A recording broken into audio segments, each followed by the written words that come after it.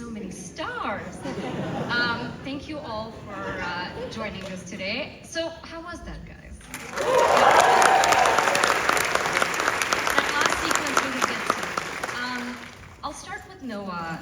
In my introduction, I was talking about how your films always feel like very personal.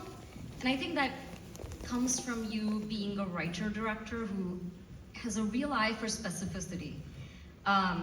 Even this film is full of really specific details that accumulate into these portraits of people.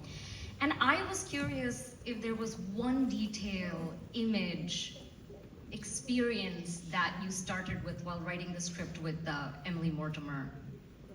Well, the last line I wrote down a few years ago, and I said it to Greta, and she said, if you can make a movie that justifies that last line, that would be amazing.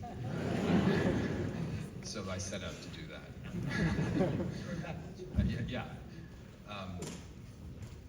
And I think, and then thinking about an actor and how we're all actors in our lives, and performance and identity, and so that it all kind of went from there, and then took a lot of time and work. And what was the process of co-writing it with Emily Mortimer like? Amazing. I mean, I'd had a lot of ideas and scenes, pieces of scenes and things that I'd written, but I felt there was something, because it's a kind of internal journey for Jay's character. Something about that made me feel like I wanted to actually externalize it more and not just sit there myself with all of these thoughts and feelings. So I told her the story one night at dinner, and she was just so smart about it and funny, and as she is, and brilliant, and so I slept on it, and I called her the next day and I said, do you want to write this with me? And then we just went from there. And the thing that I just always think is that the way I best describe it is I mean, she's an amazing collaborator and writer, and also I like myself when I'm with her. And very important. So yeah, and I would like entertaining her and trying to entertain her, and things that, and I felt like it was inspiring and a pleasure. And again, it went on for years, but it was I mean, I think she's one of a kind. Yeah, and she's an actor and writer, so I'm sure she brought a lot, more to the script. Yeah, and she knows the world too. Obviously, she also, I mean, she's had spent a lot of time in Italy also. So I'd imagined. I mean, I know Italy a bit, but I would have all these locations that were just sort of total fabrications, and she would help me say well, actually, if you're gonna, but yeah, I mean, and of course I was I'd be a fool not to cast her as well. I want to move on to George, who I know was on your and Emily's minds when you were writing this movie, and of course, the fact that, George, we know your work and your career and your legacy adds all these layers to watching the movie. But I'm really interested in how you are not like Jay Kelly, because in the in the press notes, I was reading them, and you said, Jay Kelly became famous young, and you didn't. You only became famous in your mid-30s. Now I think of it young, because 33 seems very young. Younger than when you did. And so you kind of have a different experience of stardom than this character does. And sure, I mean, we've all met people who got famous young. It's a difficult thing to do, I think if things had worked out when I was 21 years old, and suddenly was starring in films and things that wasn't really happening, I was very upset about. I would have been shooting crack into my forehead, So it's really not. You're not designed to say jump and have people older than you say how high, And you really need some time under your legs. My Aunt Rosemary was a very famous singer, and she was a very famous singer at 19. She was on the cover of Time magazine, and then she did White Christmas as an actress, and boy, there was nothing she touched that couldn't be great. And then rock and roll came in, and women in popular music were gone. At the time when she started, 9 of the top 10 singers were women. And then Elvis came along 4 years later, and there wasn't a woman in the top 25. And so she was on the road singing and came back, and they were like, "What happened to you?" And she's like, "I'm done at 24 years old." And she was done, and she handled it poorly. She, got very drunk and did a lot of drugs and did everything stupid, and had to wait for about 40 years to have her career turn around again. And my lesson that I got from that was to pay attention to how little this has to do with you, which you learn when you're older, because when you're young, you think you're really smart. And how much it is about circumstance and beautiful script and director and extraordinary actors, and those kind of things. So my character in general was a guy who got famous much younger and was pampered in all the ways that you shouldn't be. And that whole a Cocker Spaniel out in the Serengeti is very true. It's like they don't know how to handle themselves. I mean, I cut tobacco for a living, for $3 an hour. So I got a different experience than he did. Can I just say something very quickly about George's performance that I think We have time for one more question. Yeah, he's gonna. You may just need to hold him down so he doesn't leave the stage. But because the movie is about somebody who is essentially, certainly for the first half of the movie, is trying to outrun himself and deflecting, and is very good at it. And that charm is actually quite intoxicating, and the movie is designed to be a kind of pleasure in that way. But we obviously have these sort of headwinds of his memories. And what George does, which I find remarkable, is that as people leave him and he's left, without his defenses, as he goes out into the world, into a country that is not his own, he starts to reveal more and more vulnerability by the time that you get to the end. And I mean, I think it's an amazing performance. And the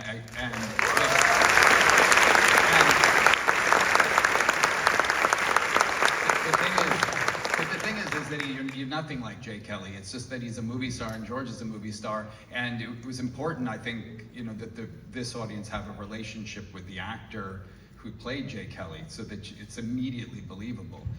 I mean, he also starts as a character in a movie, and then you cut, and now he's an actor playing, this character. But it was something we always talked about. It's a kind of, he starts as a movie star, and he ends up as just a human being like any of us, and it is sort of that process. And I think George does it beautifully, but he won't say that, and he's going to make a joke now to undermine it.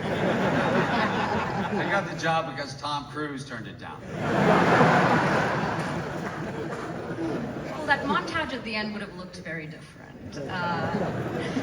Laura, I mean, you did start working very young, and you talked about how publicists, managers, these handlers, in a way raised you, taught you about this industry. And so what was it like to play one of them? I mean, you have this great line, he was our baby, now we have our own baby. Is that kind of reflecting on the arc of that role? Yeah, I'm curious what you brought to that role from your own experiences growing up in this world.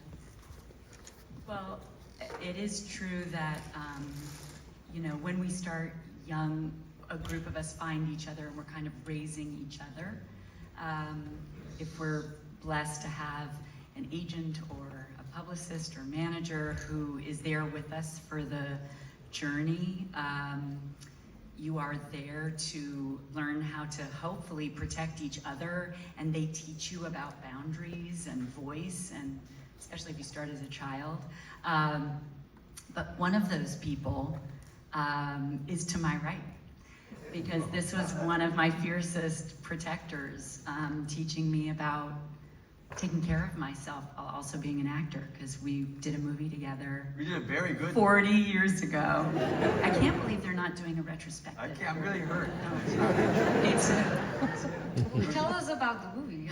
Grizzly 2. It was amazing. There was a 1 before that. They needed a sequel. And it never came out. True. We it was shot by a Hungarian crew in Budapest, communist Budapest in 1984. Yeah. And it was a terrible movie. We get killed in the first scene. Right? Yes, we do. But, you know, By the bear? I need to know. By a bear. Okay. yeah, the bear does show up. By a shark. Drinking already. But they ran out of money. We got stuck in Budapest for a couple of months. We couldn't Yes. go home. Yeah. So when I say, like, raising each other, literally, Yeah. we're there on this journey together. And it was an amazing thing, you know, and is an amazing thing, as I've said to Noah, when you are lucky enough to find family in this life. And the film speaks so beautifully to that, and this amazing relationship that George and Adam and their performances give us. But, you know, as a lucky actor who's, Noah and I say, on our 8th movie together, but it's actually our 3rd-ish. It's our 7th. Fourth, if you include the clip from Blue Velvet and Squid and the Whale. Thank you. Yes, it's our 4th. So we're counting a clip and a voiceover. But what's incredible to me every time I see a movie of Noah's, and this no exception in terms of finding Liz or any of our characters, is of course it's in the words, but it's the mastery of effortless filmmaking that is something so intangible. And in this movie, with these incredible actors here, that it's so much deeper than an homage to cinema. It's an homage to all of you. It's an homage to what we've placed on cinema to connect to our humanity and to each other, and to do that with effortlessness and vulnerability and kindness and irreverence in all these characters is just mind-blowing to me. And then, of course, being our guide, Linus's guide in the cinematography, and our guide in the performances. And it does become like one organism or one family. You feel like you're all acting together, even though we're all in chapters of this amazing journey George and Noah take us on. In many ways, it feels like your other movies know about families. You know, it's a family drama in so many ways. Billy, I mean, you have an incredible part in the film. I mean, first I want to ask Noah, what made you think... Don't applaud that. That's right, George. Don't applaud it.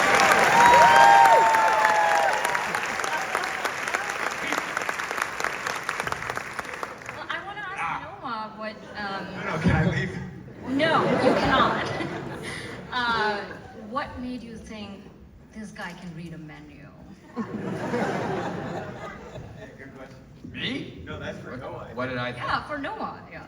Or I'm asking why, you know, Billy was the perfect fit for the role. Well, if you could get Billy Crudup in your movie, wouldn't you? You know,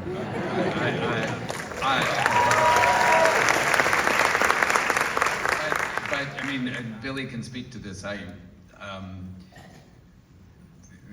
When I called him and we were talking about it, and he said, well, you know, that's not how that method way of getting into his character is not how I do it. And then you can keep going with the story. Well, yeah, that's not how I work. It's anathema to how I work. I would call that, to be nerdy about acting. I mean, with some of the great actors working today, that's what you would call result-oriented acting, as opposed to storytelling, which is event-oriented acting. So why is that event in there? Why is there that scene in it? And why is my character necessary for that scene to work? That's how you sort of put together a story. And if there are emotions that are attached to the playing of that scene with the other actors and collaborators, then they come and they go through you, and that kind of renders itself as some sort of authenticity. The idea of playing somebody who's sobbing is just not something I know how to do. And so I talked to, well, I had to learn how to do it. I talked to Noah about it, and I said, well, perhaps you could say something to Jay Kelly like, that's actually not the way that it works, Jay. That's what you misunderstood about acting. And Noah politely listened to me ramble on like I am now. And I noticed after even George put up with it during the rehearsal. He was like, I heard you got some new stuff coming in. And I did. I had written all sorts of shit down, but it was, you know, like really long. And so there was never an opportunity to put it in the rehearsal, but I imagine some of it would work its way into the script. And about 2 or 3 weeks out, I noticed that the script wasn't changing. And so I thought I better fucking figure out method acting real quick. Well, I did my best, and when we were doing the actual day, I said to both of them, I said, I have no idea which way this is gonna go. So I've got a couple different things planned in case it goes south. And if I start telling some stories that sound personal on camera, it's just what I need to do to sort of put myself into a vulnerable place. So they had to put up with a couple of stories that were personal. The take in the movie, I mean, that wasn't the only one that you did it on. Oh yeah, we did actually. this This is, I mean, he came in, he was like, I don't know that this is going to work, and then it was like, I have to be out here. Then I couldn't stop crying once I got home. I called my wife and I was like, it went great. and that's what we call method acting.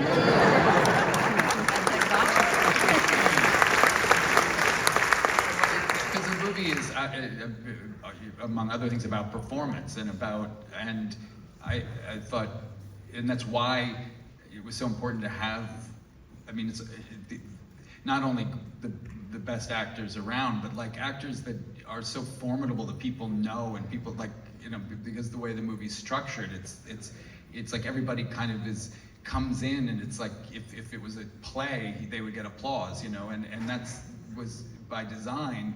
And I just love the idea if you could actually watch somebody act, like reveal acting in front of you. And we see George do it in the beginning of the movie, and then we see Billy do it at the table. And I thought, you know, that, you know, what a pleasure that would be to see in a movie.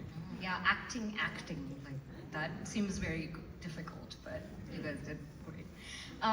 Riley, you have these scenes that in many ways are the emotional core of the film with George as his daughter, and there's a couple of these flashback scenes, and I was listening to yesterday's Q&A, and I know that those were shot very interestingly because of the way the sets were constructed. So there's like a classroom attached to a plane.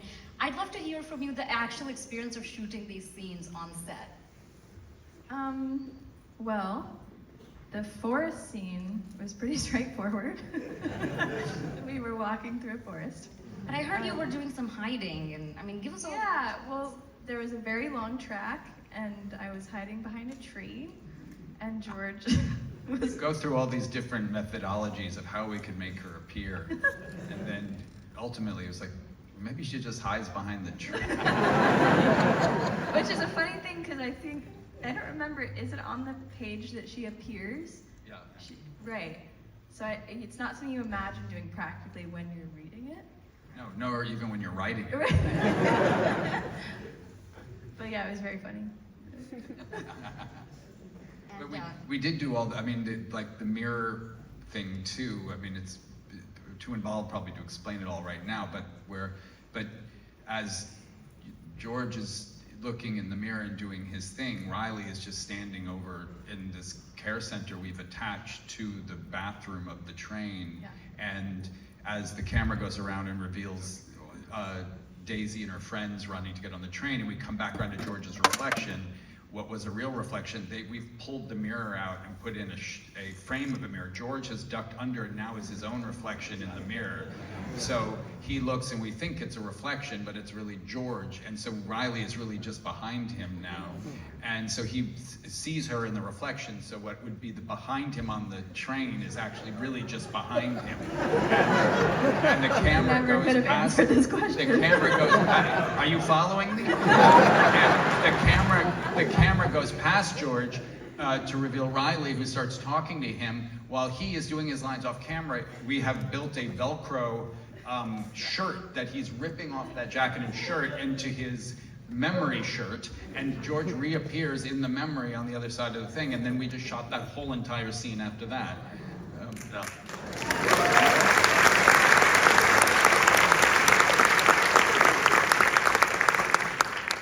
But just, to follow up on that, Riley, I mean, you play a character who's kind of not real. Like when we see you, we're seeing Jay's memories. It's like his projection a little bit. We don't know if we can trust his memories. So can you talk about kind of embodying that? And that's interesting. I definitely wasn't thinking of it in that way when I was performing it. I was trying to just perform it as if it were my memory or my experience. So I wasn't really thinking about it as being Jay's perspective on the scene, but I think that ultimately it's like it's not a relationship that I particularly relate to in the specificity of it, but ultimately I think it's wishing that your parent were different. And I think that's very relatable, whether it's a parent or any kind of a relationship. And that I guess that was sort of where the emotionality came from, I suppose. She was also such a pro. I mean, that scene with Josh Hamilton, in the shrink scene, Josh and I are just children, we're just giggling through the whole thing. And she's gonna be sad and really crying, and Josh, every time I walk up, I'd sit and I just like laughing. And she's just got it together the whole time, and we were not I helping. feel like I was laughing. We would come laughing at the end, but you hold it together in a way that there's no way I could have. Well, the first thing that we shot with Riley was the two of them in the car, and the cameras, what we sort of did in that scene in some ways, the focus is not usually where you would be. You usually shoot over one person, and the focus would be on the person in the foreground, but the focus was actually on the person in the foreground, and so Riley was the first side we did, and it was the Which first. I didn't know. Yeah, was no, I happening. didn't tell you. And I remember just doing the first take, and it's quite a quiet scene for you, but just everything is in her face, and I remember the first take, and I was like, that's the whole thing. I mean, and to have an actor who can communicate that is, what a gift. Riley is, it's incredible what she does, I think.